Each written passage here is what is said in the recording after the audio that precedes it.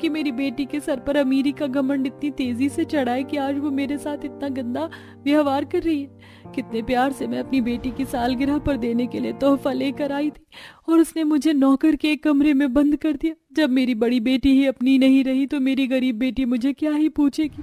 वो तो अपनी गरीबी का दुखड़ा ही मुझे सुनाएगी। अपनी बेटी के पास रहने से तो अच्छा है कि मैं अपने टूटे घर में ही अकेले अपनी जिंदगी बिताऊं। सुमन की बातें पार्वती के दिल पर ऐसी लगती हैं कि वो बिना बताए वहां से अपना गिफ्ट लेकर लगती है। पर शांति की नजर पार्वती पर पड़ जाती है और वो जबरदस्ती उसे अपने घर ले जाती है और कविता अपनी माँ को देख बहुत खुश होती है। माँ, तुम यहाँ आई और बिना मुझसे मिल रही थी? क्या मैं तुम्हारी बेटी नहीं हूँ? वैसे आज हमारी सालगिरह है, देखो मैंने आपकी पसंद का खाना बनाया है। आपकी बहुत याद आ रही थी।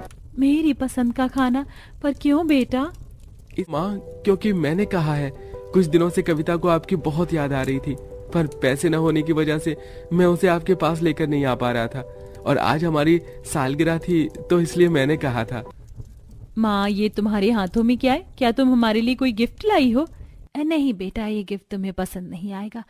रहने दो इसे, मैं अपने साथ वापस घर ले जाऊंगी।